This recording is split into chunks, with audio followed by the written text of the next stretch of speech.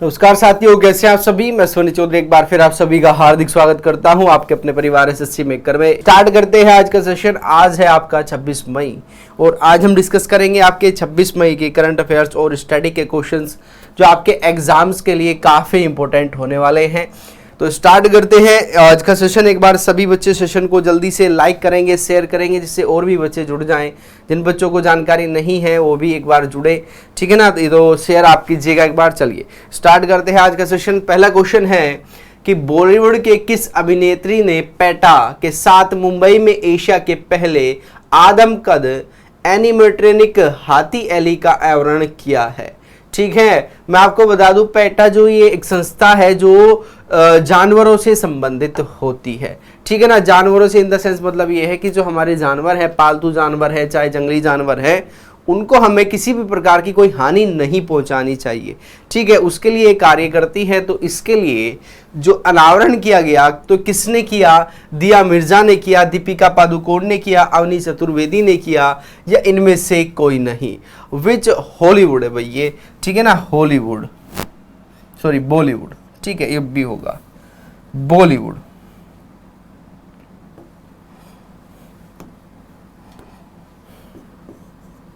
ठीक है ना, Bollywood actress has unveiled Asia's first life size animatronic elephant Ellie in Mumbai along the with PETA. तो ये किसने किया है? ये दिया मिर्जा ने किया है। किसने? दिया मिर्जा ने किया है। तो ऑप्शन नंबर ए आपका सही हो जाएगा।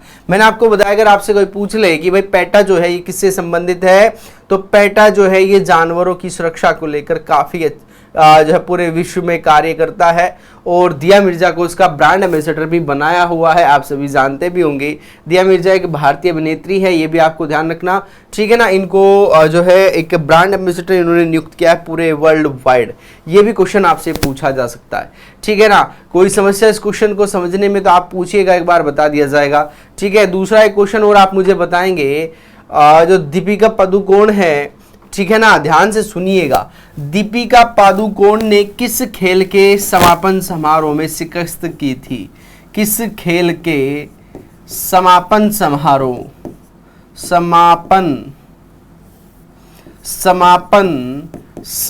में इन्होंने शिकस्त की थी? ट्रॉफी का इन्होंने अनावरण किया था, या कह सकते हैं ट्रॉफी को इन्होंने प्रस्तुत किया था। एक बार बताइएगा सभी बच्चे।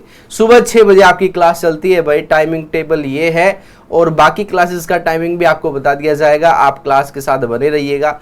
नेक्स्ट क्वेश्चन है आपका, हाल ही में 19 मई को लॉन्च किए गए गेट्स एमिडेस्ट ब्लड बेथ के लेखक कौन है? एस सोमनाथन है, संदीप मिश्रा है, आदित्य भूषण है। ये एक पुस्तक है जिसका नाम है गेट्स एमिडेस्ट ब्लड बेथ। पूरा नाम आपको ध्यान रखना है, क्या है? Gates amidst blood bath. ये एक पुस्तक है, किसके लेखक आपसे पूछे जा सकते हैं? तो इसके एस सोमनाथन, संदीप मिश्रा, आदित्य भूषण। जल्दी से आंसर करेंगे। फुटबॉल, फुटबॉल कौन सा फुटबॉल? ये भी तो पता होना चाहिए ना कि फुटबॉल तो है, लेकिन कौन सा फुटबॉल, कौन सी प्रतियोगिता थी, वो भी आपको जानकारी होनी अनिवार्य है। ठीक है, तो ये फीफा वर्ल्ड कप जब हुआ था कतर में, तो वहां ये फाइनल समारोह में इसमें शामिल हुई थी, ध्यान रखेंगे। ठीक है, तो ये आपको यहाँ पर ध्यान रखना है। तो ये है आपके आदित्य भूषण, ध्यान रखेंगे। कौन है? आदित्य भूषण है। तो ऑप्शन नंबर आपका यहाँ पर सी सही हो जाएगा। कौन सा? ऑप्शन नंबर सी यहाँ पर सही होगा, ध्यान रखिएगा।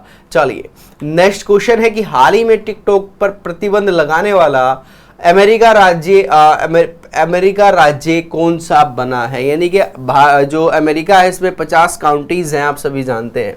तो उनमें से पहला काउंटी कौन बना है? वहां पर राज्यों को, जैसे हमारे यहाँ स्टेट बोलते हैं ना, तो वहां पर राज्यों को काउंटी बोला जाता है, काउंटी। अगर आपसे कभी तुलनात्मक ये चीजें पूछ ली जाएं तो इसको काउंटी बोला जाता है। जैसे हमारे यहाँ पर स्टेट हम कहते हैं, हम राज्य कहते हैं, वे लोग बोलते हैं इसको काउंटी बोलते हैं। तो ये कौन सा है? ये मोटाना है। कौन सा है? ये मोटाना है, जिस पर टिकटॉक पर पूर्ण तरीके से अपने क्षेत्र में प्रतिबंध लगा दिया है। इसके अलावा मैं आपको बता दूं कुछ स्टेट ऐसे हैं जहां पर, ध्यान रखिएगा, जहां पर पूर्ण तरीके से बंद लगा दिया गया, पूरे देश में ही उनको बंद कर दिया गया। जैसे ऑस्ट्रेलिया है, लिख लीजिएगा, आपसे पूछा जा सकता है। ऑस्ट्रेलिया में पूर्ण तरीका से टिकटॉक को बैन कर दिया गया। भारत पहले ही इसको बैन कर चुका है। ब्रिटेन ने भी अभी हाल ही में इसको बैन किया है। कनाडा इसको बैन कर चुका है। अमेरिका इसको बैन कर चुका है। ठीक है ना, तो ये आपको ध्यान रखना है। इस तरह के क्वेश्चंस आपके एग्जाम में आ सकते हैं। आपसे पूछ लेगा कि निम्नलिखित में से किस राज्य के द्वारा हाल ही में टिकटॉक को पूर्ण तरीके से बैन कर दिया गया, या किसने बैन नहीं किया, ये आपसे पूछा जा सकता है। तो भारत में आप मुझे बताएंगे टिकटॉक को कब बैन किया गया था। आपके ध्यान होगा कि भारत ने कुछ चाइनीज ऐप्स को बैन किया था। टिकटॉक कहाँ का ऐप है? ये चाइना का ऐप है, जो कि एक सोशल मीडिया आप इसको कह सकते हैं। ठीक है, चलिए नेक्स्ट क्वेश्चन है आपका, हाल ही में किस देश ने हेलमंद नदी पर अधिकारों का उल्लंघन करने के लिए अफगानिस्तान के तालिबान को चेतावनी दी है? तो ये किस देश ने चेतावनी दी है कि आप जो है हमारे अधिकारों का हनन कर रहे हैं? ये हेलमंद नदी, ठीक है ना, ये आपसे पूछी जा सकती है।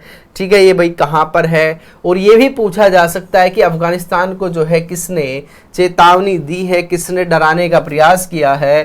तो ये ईरान ने इसको डराने का प्रयास किया है। किसने? ईरान ने इसको डराने का प्रयास वहां पर किया है। तो ऑप्शन नंबर आपका बी सही हो जाएगा। ठीक है ना, ईरान ने, ईरान में ही ये नदी बहती है। तो क्वेश्चन यहाँ से बन सकता है कि ये नदी कहाँ पर बहती है। ठीक है, जैसे हमारे देश में मैंने आपको बताया कि ब्रह्मपुत्र जो नदी है ये एक अंतर्राष्ट्रीय नदी है। कैसी नदी है? ये एक अंतर्राष्ट्रीय नदी है। ये भारत में भी बहती है। ठीक है, ये पाकिस्तान में भी बहती है। ठीक है, सॉरी, चाइना में।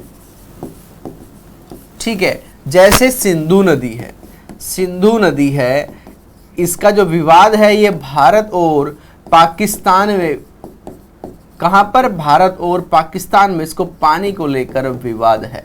ठीक है ना, जो कि 1960 में एक समझौता हुआ था, आपके ध्यान होगा। तो इसी प्रकार से ये एक नदी है जो इसके पानी का वो मिसयूज कर रहे हैं, एक तरीका से उस पर अपना अधिकार करने का प्रयास कर रहे हैं। जैसे पाकिस्तान दिखाता है कि ये सारी चीज़ें जो है ये हमारी है। ठीक है, ये हम इसका पानी का यूज़ करेंगे, सिंध नदी हमारी है। लेकिन भारत उसको 1960 का जो समझौता है उसको एक बार समझाने का प्रयास करता है, उसको बताने का प्रयास करता है कि सभी हमारे रहमो करम पर चल रहा है। जिस दिन हमारा हाथ उठ गया आपके सिर से तो पानी से भी मोहताज हो जाओगे। हाल ही में किसके द्वारा त्वांग की 1000 साल पुरानी हस्त निर्मित कागज बनाने की कला को पुनर्जीवित किया गया है? त्वांग क्षेत्र कहाँ पर है? आप सभी जानते हैं, ये अरुणाचल प्रदेश में है। ठीक है, तो ध्यान रखिएगा। तो उसके 1000 साल पुरानी हस्तशिल्प से या कागज से जो हस्तशिल्प बनाते थे उस कला को पुनर्जीवित करने का प्रयास किया गया। KVIC के द्वारा, KVS के द्वारा, KYC के द्वारा या CCI के द्वारा। Recently by home 100 years old handmade papers making art of Tawang has been received. तो ये किसके द्वारा उन्होंने कहा गया है? KBS के द्वारा नहीं, ध्यान रखिएगा, ये KVIC के द्वारा किया गया है। क्या आप बता सकते हैं कि KVIC क्या है? कोई बच्चा जानता है KVIC क्या है? वरना आपको बताया जाएगा, एक बार आप बताने का प्रयास करेंगे। क्या आप KVIC के बारे में जानते हैं या नहीं जानते हैं? ऑप्शन नंबर आपका ए सही होगा। ठीक है ना, जल्दी से एक बार बताने का प्रयास करें कि KVIC क्या होता है। KYC होता है नॉन योर कस्टमर। ठीक है, तो ये KYC नहीं है, ये KVIC है। ठीक है, जल्दी से बताइएगा। KVIC और KYC दोनों में फ़र्क है। दोनों के फ़र्क को समझना आपके लिए बेहद ज़रूरी है। एक बार बताएंगे? जी सर, कुछ बच्चे लिख रहे हैं कि जानते हैं, तो बताइएगा ये क्या होता है। जल्दी से फास्ट कमेंट करना है।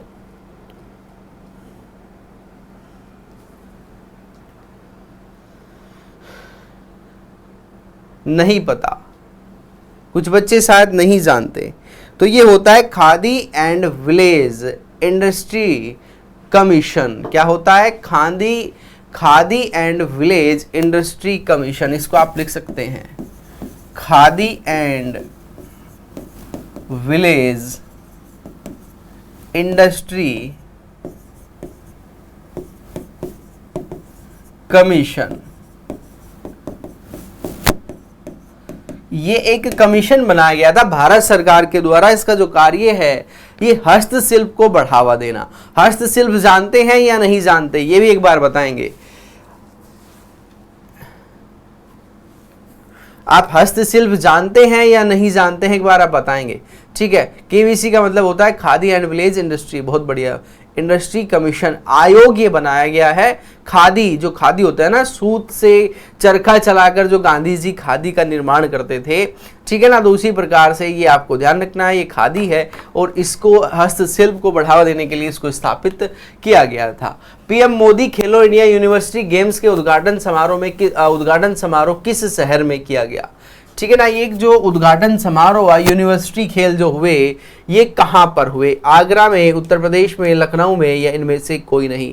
इन which city will be PM Modi attend the inauguration ceremony of Khelo India university games. मैंने आपको इसका लोगो भी बताया था। क्या आप बता सकते हैं इसका लोगो क्या है? आधिकारिक जो लोगो था इसका क्या था, एक बार बताएंगे। और इसका जो उद्घाटन किया गया है लखनऊ में किया गया है। कहां पर? ऑप्शन नंबर आपका हो जाएगा कौन सा? सी। अगर स्टेट पूछता है, ध्यान से सुनेंगे, स्टेट अगर पूछेगा तो यूपी हो जाएगा। अगर आपसे डिस्ट्रिक्ट पूछता है, तो क्या हो जाएगा? लखनऊ हो जाएगा। यानी कि जो यूपी की राजधानी है वहां पर इसका उद्घाटन किसने किया? हमारे जो प्राइम मिनिस्टर हैं नरेंद्र मोदी जी ने इसका उद्घाटन किया है। ठीक है, जैसे आपके खेलो इंडिया यूथ गेम थे, कौन से गेम थे? यूथ गेम्स थे। तो ये कहां पर इनका आयोजन किया गया था? इनका आयोजन एमपी में किया गया था। कहां पर? एमपी में किया गया था। इसका ये 5th एडिशन था। कौन सा?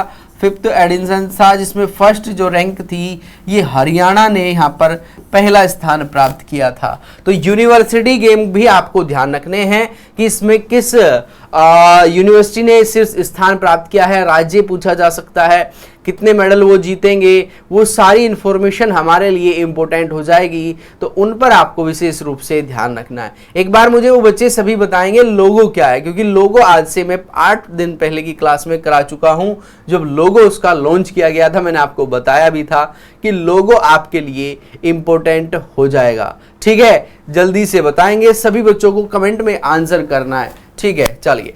हाल ही में उत्तर प्रदेश के किस शहर में नाथ कॉरिडोर विकसित किया जाएगा? अयोध्या में, बरेली में, वाराणसी में, आगरा में? Recently in which city of Uttar Pradesh the Nath corridor will be developed. तो ये कॉरिडोर का आप मतलब समझते हैं या नहीं? अच्छा, कोई इंपोर्टेंट डेज बता दो ना।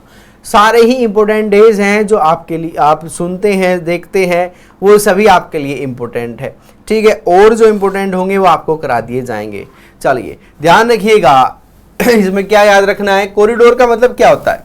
कॉरिडोर का मतलब होता है कनेक्टिविटी एक तरीका से। ठीक है, तो ये जो नाथ कॉरिडोर है ये कहां पर बनाया जाएगा? ये बरेली में बनाया जाएगा। Option number B. ठीक है ना। चलिए, अभी 2-3 दिन 4 दिन पहले मैंने आपको बताया था कि भाई हमारे जो अनुराग ठाकुर जी हैं, हमारे जो खेल मंत्री हैं, उन्होंने आधिकारिक खेलो यूनिवर्सिटी जो लोगो है उसको लॉन्च किया है।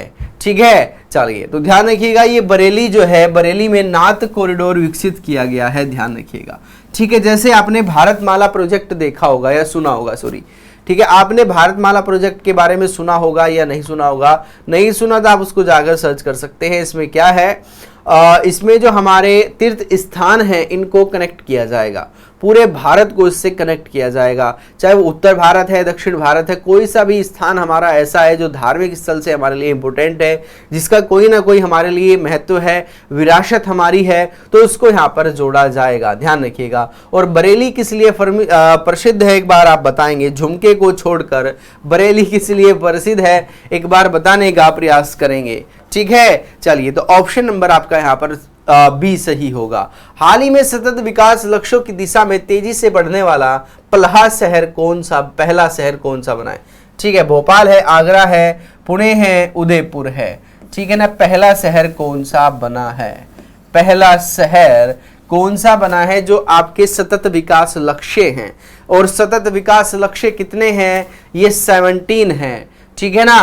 कितने हैं 17, सुरमा नगरी के नाम से जाना जाता है, बिल्कुल ठीक है ना, सुरमा नगरी के नाम से भी जाना जाता है, जो फेमस है।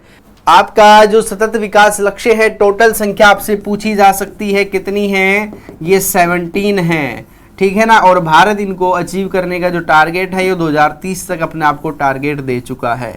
भारत ने कहा है कि हम इसके जो 17 विकास लक्ष्य हैं इनको 2030 तक पूरा कर लेंगे। इसमें स्वास्थ्य है, उसमें पानी की समस्या है, सभी को यहाँ पर मेडिसिन मिलनी चाहिए, शिक्षा मिलनी चाहिए, बेहतर सिटी हम डेवलप करेंगे, जो कार्बन न्यूट्रिशन है इसको कम करेंगे, इलेक्ट्रिकल चीज़ें जो है इनको बढ़ावा देंगे, जो एनर्जी के रिसोर्सेज हैं उनको हम और बेहतर करेंगे। तो ये सारी चीज़ें उसमें आपको ध्यान रखनी है, और इसको करने वाला या कह सकते हैं तेजी से इस पर जो अग्रसर है ये कौन सा हो जाएगा, ये भोपाल हो जाएगा, ये आगरा हो जाएगा, ये पुणे हो जाएगा, ये उदयपुर, ये उदयपुर है भाई, उदयपुर, उधमपुर नहीं, ये उदयपुर है, तो ये पुणे आपका यहाँ पर हो जाएगा। तो ऑप्शन नंबर आपका सी सही होगा, ठीक है ना। कौन सा, ऑप्शन नंबर आपका सी यहाँ पर सही होगा। चलिए नेक्स्ट है, हाल ही में आपदा जोखिम न्यूनीकरण कार्य समूह की दूसरी बैठक कहाँ होगी? रांची में, मुंबई में, चेन्नई में या वाराणसी में? Where will be the second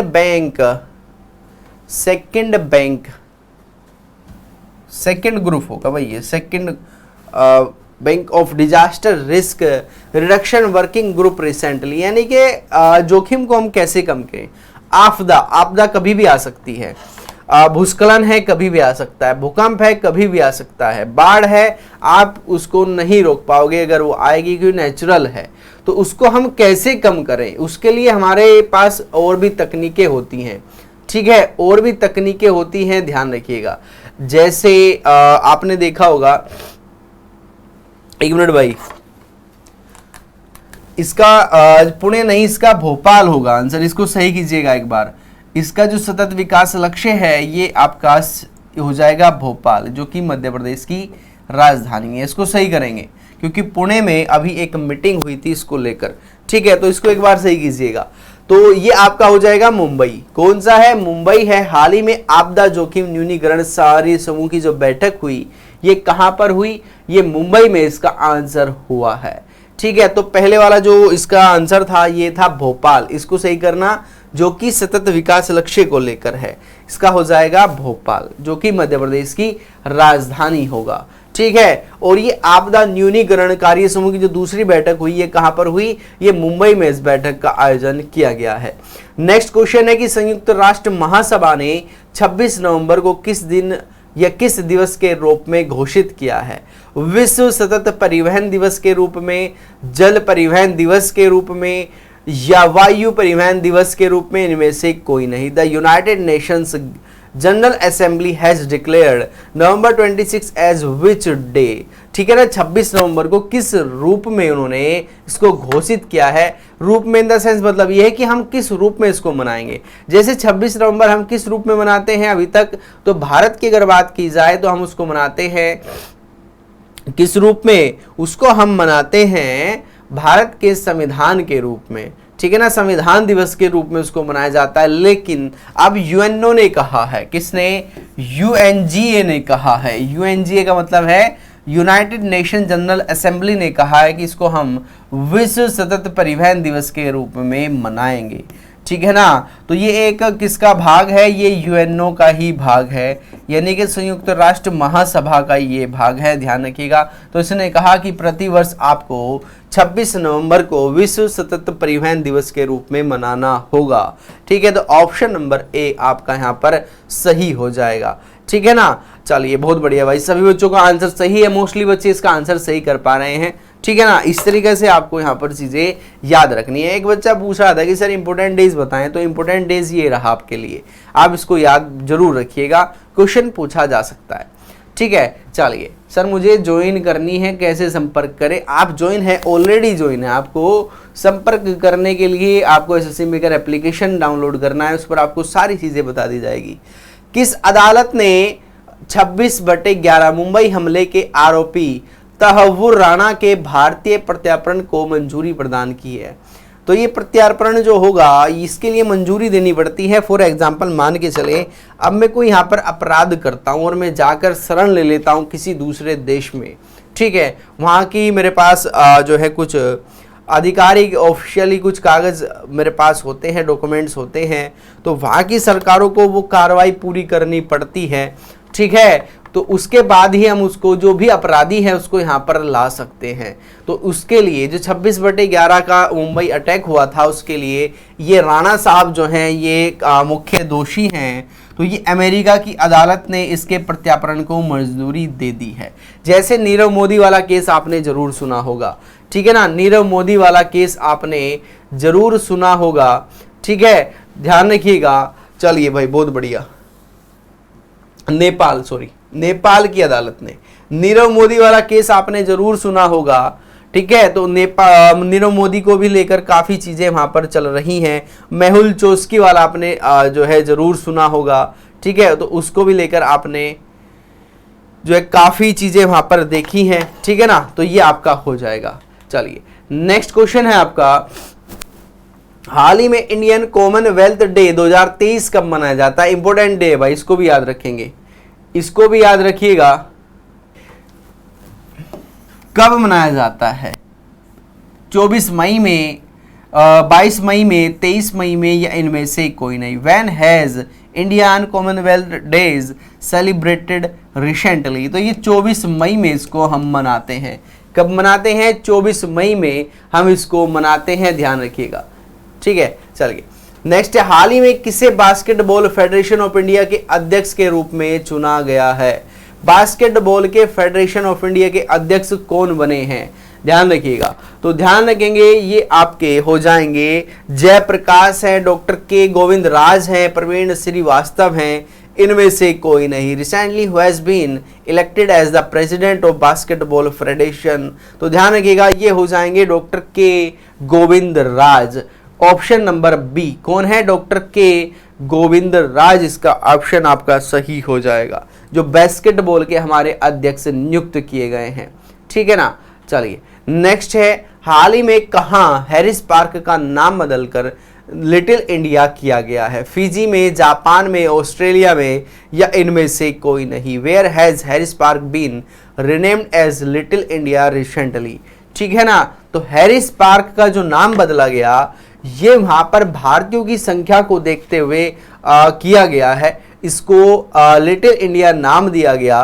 तो ये कहां पर किया गया? तो ये किया गया है ऑस्ट्रेलिया में। कहां पर? ऑस्ट्रेलिया में इसको किया गया है। तो ऑप्शन नंबर आपका यहां पर हो जाएगा सी सही। मैंने आपको ये क्वेश्चन पहले भी शायद कराया था, तब तक ये चेंज नहीं हुआ था, ठीक है। इस पर बात चल रही थी कि भाई इसको हम चेंज करेंगे, लेकिन अब इसको पूर्ण तरीके से चेंज कर दिया गया। तो ये हमारे लिए करंट का क्वेश्चंस बन चुका है। ऑस्ट्रेलिया की अगर बात की जाए तो यहाँ के जो प्रधानमंत्री हैं ये एंथनीज एल्बनीज हैं, ध्यान रखना। और एक और इम्पोर्टेंट आपको क्वेश्चन यहाँ पर बता दूं कि जो क्वाड देशों का सम्मेलन होना था ये कहाँ पर होना था? ये होना था ऑस्ट्रेलिया में, लेकिन किसी कारण से वहाँ पर नहीं हो पाया, तो ये जापान में ही होगा, ठीक है ना। तो 4 देश उसमें शामिल है क्वाड में। ये भी आपसे पूछा जा सकता है कि क्वाड में कितने देश शामिल हैं? क्वाड में 4 देश शामिल हैं। इसमें इंडिया है, इसमें अमेरिका है, इसमें ऑस्ट्रेलिया है, और इसमें आपका जापान है। ये 4 देश इसमें शामिल हैं, ये आप ध्यान रखिएगा। यहाँ तक किसी को कोई प्रॉब्लम है तो आप पूछ सकते हैं, जल्दी से कमेंट में बता सकते हैं कोई भी क्वेश्चन आपको यहाँ पर अगर समझ में नहीं आता। हाल ही में कहाँ डिजिटल संवाद आयोजित किया गया? बेंगलुरु में, मुंबई में, नई दिल्ली में, या इनमें से कोई नहीं। Where has the Digital India dialogue been organised recently? कहाँ पर इसको किया गया है? मुंबई में। बहुत बढ़िया भाई। कहाँ पर हुआ? डिजिटल इंडिया संवाद जो हुआ ये मुंबई में इसका आयोजन किया गया है। कहां पर? मुंबई में इसका आयोजन किया गया है। चाहवार सम्मेलन कहां पर हुआ था? ये भी मुंबई में भी इसका आयोजन किया गया था, ठीक है ना। एप्पल ने अपना जो पहला स्टोर खोला था ये कहां खोला था? ये भी मुंबई में। अगर सेकंड आपसे पूछ लिया जाए कि वह सेकंड स्टोर एप्पल का कहां पर खुला, तो ये नई दिल्ली में इसका आयोजन उद्घाटन किया गया था, ठीक है। तो ये भी रिसेंटली मुंबई न्यूज़ में रहा है, तो वो भी आपको ध्यान रखना है, ठीक है। तो ये थे आज के हमारे